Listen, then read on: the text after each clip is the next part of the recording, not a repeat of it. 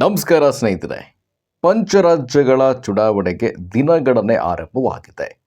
ಅಸ್ಸಾಂ ಕೂಡ ಈ ಬಾರಿ ಚುನಾವಣೆಯನ್ನು ಎದುರಿಸ್ತಾ ಇದೆ. ಅಸ್ಸಾಂನ ಸ್ಥಿತಿಗತಿ ಹೇಗಿದೆ, ಗ್ರೌಂಡ್ ರಿಪೋರ್ಟ್ಸ್ಗಳು ಏನು ಹೇಳ್ತಾ ಇದೆ ಅನ್ನೋದನ್ನು ಇವತ್ತಿನ ಈ ವಿಡಿಯೋದಲ್ಲಿ ತಿಳಿದುಕೊಳ್ಳೋಣ. ಸ್ನೇಹಿತರೆ, 2-3 ತಿಂಗಳ ಹಿಂದೆ ಅಸ್ಸಾಂ ಕೂಡ ಈ ಬಾರಿ ಬೇರೆ ರಾಜ್ಯಗಳಂತೆ ನೇರ ಹಣಾಹಣಿಯನ್ನು ಉಳ್ಳತ್ತೆ ಅಂತ ಹೇಳಿ ಚರ್ಚೆಗಳು ನಡೀತಾ ಇದ್ವು. ಆ ರೀತಿಯಾಗಿ ಕಾಂಗ್ರೆಸ್ ಕೂಡ ಕಾಣಿಸ್ತಾ ಇತ್ತು. ಹಿಮಂತ ಬಿಶ್ವ ಶರ್ಮಾಗೆ ಸರಿಯಾದ ಪ್ರತಿಪಕ್ಷವಾಗಿ ಕಾಂಗ್ರೆಸ್ ಕಾಣಿಸಿಕೊಳ್ತಾ ಇತ್ತು. ತದನಂತರ ಆರಂಭವಾಯಿತು ನೋಡಿ ಒಂದು ಪಕ್ಷಾಂತರ ಪರ್ವ. ಅದು ಎಲ್ಲಿಗೆ ತೆಗೆದುಕೊಂಡು ಹೋಗಿ ನಿಲ್ಲಿಸಿದೆ ಕಾಂಗ್ರೆಸ್ನ ಅಂತ ಹೇಳಿದ್ರೆ, ಅಸ್ಸಾಂನಲ್ಲಿ ಕಾಂಗ್ರೆಸ್ 30ರ ಸ್ಥಾನವನ್ನು ಗಡಿ ದಾಟುತ್ತಾ ಅನ್ನುವಂತಹ ಪ್ರಶ್ನೆ ಕೂಡ ಎದುರಾಗ್ತಾ ಇದೆ. ಗೌರವ್ ಗೊಗೊಯ್ ಅಸ್ಸಾಂ ಕಾಂಗ್ರೆಸ್ ರಾಜ್ಯ ಘಟಕದ ಅಧ್ಯಕ್ಷರಾದ ನಂತರ ಸಂಪೂರ್ಣವಾಗಿ ಯಾರ್ಯಾರು ಹಿರಿಯ ನಾಯಕರು, ಪ್ರಭಾವಿ ನಾಯಕರಿದ್ರಲ್ಲ, ಎಲ್ಲರೂ ಕೂಡ BJPಯತ್ತ ಶಿಫ್ಟ್ ಆದರು. ಇದು ಮುಖ್ಯವಾಗಿ BJP ಅವರನ್ನು ನೀವು ಬರಬೇಕು ಪಕ್ಷಕ್ಕೆ ಅಂತ ಹೇಳಿ ಒಂದು ಆಪರೇಷನ್ ಮಾಡಿ ಕರೆದುಕೊಂಡಂಥದ್ದೇನಲ್ಲ, ಅವರೇ ಮನಸ್ಸು ಇಚ್ಛೆಯಿಂದಾಗಿ BJPಯನ್ನು ಆಯ್ಕೆ ಮಾಡಿರುವಂಥದ್ದು. ಹಾಲಿ ಶಾಸಕರು, ಈ ಪಕ್ಷದ ಶಾಸಕರಿದ್ದಾರೆ, ಅವ್ರು ಯಾಕೆ BJPಗೆ ಹೋಗ್ತಾರೆ?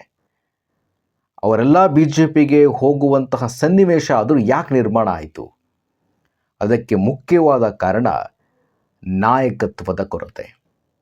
ಅಸ್ಸಾಂನಲ್ಲಿ ಕಾಂಗ್ರೆಸ್ ನಾಯಕತ್ವ ಹಿಮಂತ್ ಬಿಶ್ವ ಶರ್ಮಾ ಇದ್ದಾಗ ಯಾವ ರೀತಿಯಾಗಿತ್ತು ಮತ್ತು 2015ರ ನಂತರ, ಅದರಲ್ಲೂ ಈಗ 3-4 ತಿಂಗಳಿಂದ ಯಾವ ರೀತಿಯಾಗಿದೆ ಅಂತ ಹೇಳಿದ್ರೆ, ಅಸ್ಸಾಂ ಕಾಂಗ್ರೆಸ್ ಒಂದು ರೀತಿಯಾಗಿ ಛಿದ್ರವಾಗ್ತಾ ಇದೆ.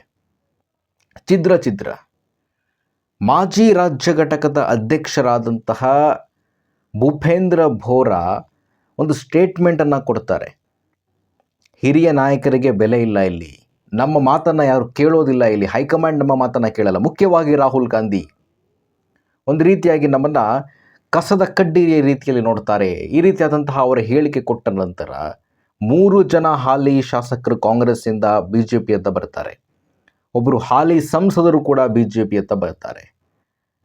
ಈ ಚುನಾವಣೆಯಲ್ಲಿ ಅಲ್ಲಿನ ಮತದಾರರು ಪಾಠವನ್ನು ಕಳಿಸ್ತಾರೆ ಕಾಂಗ್ರೆಸ್ಸಿಗೆ. ನೋಡಿ, ಒಂದು ಕಡೆ BJPಯತ್ತ ನೋಡೋದೇ ಆದರೆ ಆ್ಯಂಟಿ ಇನ್ಕಂಬೆನ್ಸಿ ಅಲೆ ಅಂದರೆ ಏನಂತಲೇ ಗೊತ್ತಿಲ್ಲ ಈಗಿನ ಅಸ್ಸಾಂ BJP ಸರ್ಕಾರಕ್ಕೆ. ಆ್ಯಂಟಿ ಇನ್ಕಂಬೆನ್ಸಿ ಅಲೆ ಇಲ್ಲ. ಹಾಲಿ ಮುಖ್ಯಮಂತ್ರಿಗಳು ಒಂದು ರೀತಿಯಾಗಿ ಸಾಮಾನ್ಯ ಒಬ್ಬ ಪಂಚಾಯಿತಿ ಮೆಂಬರು ಆ ರೀತಿಯಾಗಿ ಅವರು ಸಿಗ್ತಾರೆ ಎಲ್ಲರಿಗೂ ಕೂಡ. ಅವ್ರು ರೋಡ್ ಶೋ ಮಾಡಬೇಕಾದ್ರೆ ಎಲ್ಲರನ್ನೂ ಕೂಡ ಆ ರೀತಿಯಾಗಿ ಮಾತನಾಡಿಸ್ತಾರೆ. ಒಂದು ತಳಮಟ್ಟದಿಂದ ಕೂಡ ಪಕ್ಷ ಸಂಘಟನೆ BJPಗೆ ಇದೆ. ಇವೆಲ್ಲವನ್ನು ಕೂಡ ಗಮನಿಸಿಕೊಂಡ್ರೆ ಈ ಬಾರಿಯಲ್ಲಿ NDA ಮೈತ್ರಿಕೂಟ 100ರ ಆಸುಪಾಸಿಗೆ ಬರೋದನ್ನು ಯಾರಿಂದಲೂ ಕೂಡ ತಪ್ಪಿಸಲಿಕ್ಕೆ ಸಾಧ್ಯ ಆಗ್ತಿಲ್ಲ. ಯಾಕಂತ ಹೇಳಿದ್ರೆ, ಕಾಂಗ್ರೆಸ್ ತನ್ನ ಗುಂಡಿಯನ್ನು ತಾನೇ ತೋಡ್ಕೊಂಡಿದ್ದ ಒಂದು ಕಡೆ, BJP ತನ್ನ ಪಕ್ಷ ಸಂಘಟನೆಯನ್ನು ಬಲವಾಗಿ ಮಾಡ್ತಾ ಇದೆ. ಅಭಿವೃದ್ಧಿ ಕಾರ್ಯಗಳು, ಯಾವುದೇ ರೀತಿ ಆ್ಯಂಟಿ ಇನ್ಕಂಬೆನ್ಸಿ ಅಲೆ ಇಲ್ಲದಂಥದ್ದು ಎಲ್ಲವೂ ಕೂಡ BJPಗೆ ಬೂಸ್ಟನ್ನು ನೀಡ್ತಾ ಇದೆ. ಕೇವಲ 79 ಕ್ಷೇತ್ರವನ್ನು BJPಯಲ್ಲಿ ಸ್ಪರ್ಧೆ ಮಾಡ್ತಾ ಇದೆ. 74 ಸಮೀಕ್ಷೆಗಳು ಕೊಡ್ತಾ ಇರುವಂಥ ನಂಬರ್ BJPಗೆ. ಅಂದರೆ 90-93% ಸ್ಟ್ರೈಕ್ ರೇಟನ್ನು ಕೇವಲ BJPಯೇ ಹೊಂದ್ತಾ ಇದೆ ಅಸ್ಸಾಂನಲ್ಲಿ. ಅಸ್ಸಾಂ ಕಾಂಗ್ರೆಸ್ನ ಬಗ್ಗೆ ನೀವು ಮಾತನಾಡೋದೇ ಬೇಕಾಗಿಲ್ಲ. 30 ಸ್ಥಾನ 35 ಸ್ಥಾನಕ್ಕೆ ನಿಂತರೂ ಕೂಡ ಆಶ್ಚರ್ಯವನ್ನು ಪಡುವಂತಿಲ್ಲ. ಒಂದು ರಾಷ್ಟ್ರೀಯ ಪಕ್ಷ ತನ್ನ ಠೇವಣಿಯನ್ನು ಒಂದೊಂದೇ ರಾಜ್ಯದಲ್ಲಿ, ಬಿಹಾರದಲ್ಲಿ ಮಹಾಗಠಬಂಧನನ್ನು ಮುಳುಗಿಸಿದಾಯಿತು ಕಾಂಗ್ರೆಸ್. ಈಗ ಅಸ್ಸಾಂನಲ್ಲೂ ಕೂಡ ಒಂದು ರೀತಿಯಾಗಿ ಪ್ರತಿಸ್ಪರ್ಧಿಯಾಗಿ ಕಾಣಿಸ್ಕೊಳ್ತಾ ಇದ್ರು. ಈಗ ಅಲ್ಲೂ ಕೂಡ ಫ್ಲಾಪ್ ಆಗ್ತಾರೆ ಕಾಂಗ್ರೆಸ್ ಅವರು, ಅದರಲ್ಲಿ 2 ಮಾತಿಲ್ಲ.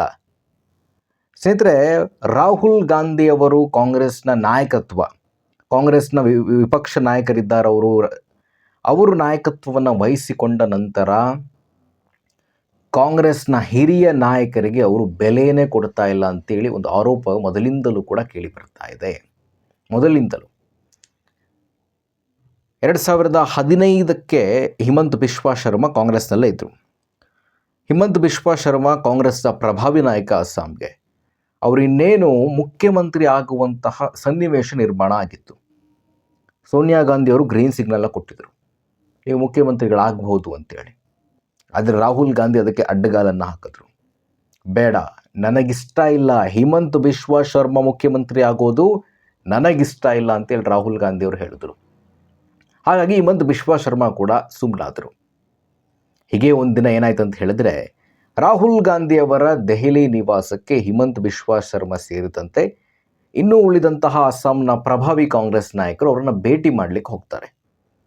ಒಂದು ಹಂತಕ್ಕೆ ಅದು ಅಪಾಯಿಂಟ್ಮೆಂಟ್ ತೆಗೆದುಕೊಳ್ಳಿಲ್ಲ ಅಂಥೇಳಿ ಬಳಿಕ ಕಾಂಗ್ರೆಸ್ ಅವರು ಸ್ಪಷ್ಟನೆ ಕೊಡ್ತಾರೆ. ಒಟ್ಟಾರೆಯಾಗಿ ಅವರು ಹೋಗ್ತಾರೆ ರಾಹುಲ್ ಗಾಂಧಿ ಅವರನ್ನು ಭೇಟಿ ಮಾಡೋಕ್ಕೆ.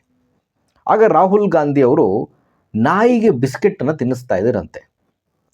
ಅದೇ ಬಿಸ್ಕೆಟನ್ನು ತೆಗೆದುಕೊಂಡು ಬಂದು ರಾಹುಲ್ ಗಾಂಧಿ ಯಾರು ಅಸ್ಸಾಮಿಂದ ಹಿಮಂತ್ ಬಿಶ್ವಾ ಶರ್ಮಾ ನೇತೃತ್ವದಲ್ಲಿ ಬಂದಿದ್ದಾರಲ್ಲ ಕಾಂಗ್ರೆಸ್ ನಾಯಕರು, ಅವರಿಗೆ ಆ ಬಿಸ್ಕೆಟನ್ನು ತೆಗೆದುಕೊಂಡು ಹೋಗಿ ಕೊಟ್ಬಿಟ್ರಂತೆ. ತಿನ್ನಿ ಬಿಸ್ಕೆಟ್ನ ಅಂತ. ಎಲ್ಲ ತಿಂದು ಹಿಮಂತ್ ಬಿಶ್ವಾ ಶರ್ಮಾ ತಿನ್ನಲಿಲ್ಲ. ಹಿಮಂತ್ ಬಿಶ್ವಾ ಶರ್ಮಾ ನೇರವಾಗಿ ಮತ್ತೆ ಅಸ್ಸಾಮಿಗೆ ಬರ್ತಾರೆ. ಅಸ್ಸಾಮಿಗೆ ಬಂದ ನಂತರ ಕಾಂಗ್ರೆಸ್ಗೆ ರಾಜೀನಾಮೆ ಕೊಟ್ಟು BJPಗೆ ಬರ್ತಾರೆ. 2015ರಲ್ಲಿ BJPಗೆ ಬರ್ತಾರೆ. 2016ರಲ್ಲಿ ಚುನಾವಣೆ ಎದುರಿಸ್ತಾರೆ. 2016ರಲ್ಲಿ BJP ಬರುತ್ತೆ. 2016ರಲ್ಲಿ ಒಂದು ಪ್ರಚಂಡ ಬಹುಮತಕ್ಕೆ NDA ಸರ್ಕಾರ ರಚನೆ ಆಗುತ್ತೆ ಅಸ್ಸಾಂನಲ್ಲಿ. 2021ಕ್ಕೆ ಸಂಖ್ಯೆಗಳು ಕಡಿಮೆ ಆಗ್ತವೆ. ಹಿಮಂತ್ ಬಿಶ್ವಾ ಶರ್ಮಾರವನ್ನು BJP ಮುಖ್ಯಮಂತ್ರಿಗಳನ್ನಾಗಿ ಮಾಡುತ್ತೆ. ಹಿಮಂತ್ ಬಿಶ್ವಾ ಶರ್ಮಾ ಯೋಗಿ ಆದಿತ್ಯನಾಥ್ರವರಿಗೆ ಕಾಂಪಿಟೇಷನನ್ನು ಕೊಡುವ ನಿಟ್ಟಿನಲ್ಲಿ ಹಿಂದುತ್ವವಾದಿ ಆಗ್ತಾ ಇದ್ದಾರೆ. ಅಲ್ಲಿನ ಅಸ್ಸಾಂನ ಮುಸ್ಲಿಮರು ಕೂಡ ಏನು ಕಾಂಗ್ರೆಸ್ಗೆ ಬೆಂಬಲವಾಗಿ ನಿಂತಿಲ್ಲ. ಹಿಮಂತ್ ಬಿಶ್ವಾ ಶರ್ಮಾ ಅವರ ಬೆಂಬಲಕ್ಕಿದ್ದಾರೆ ಕೆಲವು ಮುಸ್ಲಿಮರು. ಬಾಂಗ್ಲಾದೇಶದಿಂದ ಪಶ್ಚಿಮ ಬಂಗಾಳದಿಂದ ಬಂದ ಮುಸ್ಲಿಮರು ಕೂಡ ಅಲ್ಲಿದ್ದಾರೆ. ಒಟ್ಟಾರೆಯಾಗಿ ಅಸ್ಸಾಂ ಗೇಮ್ ಸೆಟ್ ಮ್ಯಾಚ್ ರೀತಿಯಲ್ಲಿ ಕಾಣಿಸ್ತಾ ಇದೆ. ಯಾವುದೇ ಕಾರಣಕ್ಕೂ ಈ ಬಾರಿ ಅಲ್ಲಿ ಕಾಂಗ್ರೆಸ್ಸು ಅಲ್ಲಿ 30ರ ಗಡಿ ದಾಟುತ್ತೆ ಅಂಥೇಳಿ ಯಾವ ಸಮೀಕ್ಷೆ ಕೂಡ ಹೇಳ್ತಾ ಇಲ್ಲ. 38% ವೋಟ್ ಶೇರ್ ತೆಗೆದುಕೊಳ್ಳುವಂಥ ಸಾಧ್ಯತೆ ಇದೆ ಕಾಂಗ್ರೆಸ್. 38% ವೋಟ್ ಶೇರ್ನ ತೆಗೆದುಕೊಳ್ಳುವಂಥ ಸಾಧ್ಯತೆ ಇದೆ ಕಾಂಗ್ರೆಸ್. ಭೂಪೇಂದ್ರ ಬೋರಾ ಕಾಂಗ್ರೆಸ್ಸನ್ನು ತೊರೆದ ನಂತರ ಅದು BJPಯತ್ತ ಸಂಪೂರ್ಣವಾಗಿ ವಾಲಿದೆ ಅಸ್ಸಾಂನ ಈ ಬಾರಿಯ ಚುನಾವಣೆ. ಒಟ್ಟಾರೆಯಾಗಿ ಹೇಳೋದೇ ಆದರೆ ಅಸ್ಸಾಂ NDA ಮೈತ್ರಿಕೂಟ 96ರಿಂದ 100 ಸ್ಥಾನವನ್ನು ತೆಗೆದುಕೊಳ್ಳುವಂತಹ ಸಾಧ್ಯತೆ ನೇರವಾಗಿ ಕಾಣಿಸ್ತಾ ಇದೆ. ಅಸ್ಸಾಂ ಕಾಂಗ್ರೆಸ್ ನೆಲಕಚ್ಚಿದೆ. ಮತ್ತೊಂದು ರಾಜ್ಯ ದೆಹಲಿ, ಹರಿಯಾಣ, ಬಿಹಾರ್ ನಂತರ ಕಾಂಗ್ರೆಸ್ ಅಸ್ಸಾಂನಲ್ಲೂ ಕೂಡ ತನ್ನ ಠೇವಣಿಯನ್ನು ಕಳೆದುಕೊಳ್ತಾ ಇದೆ. ಈ ಪಂಚರಾಜ್ಯಗಳಲ್ಲಿ ಕಾಂಗ್ರೆಸ್ಸಿಗೆ ಒಂದು ರೀತಿಯಾಗಿ ತಮಿಳುನಾಡಿನಲ್ಲಿ DMK ಅಲಯನ್ಸ್ನಲ್ಲಿದ್ದಾರೆ. ಕೇರಳದಲ್ಲಿ ಒಂದು ರೀತಿಯಾಗಿ UDF ಅನ್ನುವಂಥದ್ದನ್ನು ಮುನ್ನಡೆಸ್ತಾ ಇದ್ದಾರೆ. ಇವೆರಡು ರಾಜ್ಯಗಳನ್ನು ಬಿಟ್ಟರೆ ಪಶ್ಚಿಮ ಬಂಗಾಳದಲ್ಲಿ ಅವರು ಶೂನ್ಯದಲ್ಲಿದ್ದಾರೆ. ಅಸ್ಸಾಂನಲ್ಲೂ ಕೂಡ ಠೇವಣಿ ಕಳೆದುಕೊಳ್ತಾ ಇದ್ದಾರೆ ದಿನೇ ದಿನೇ.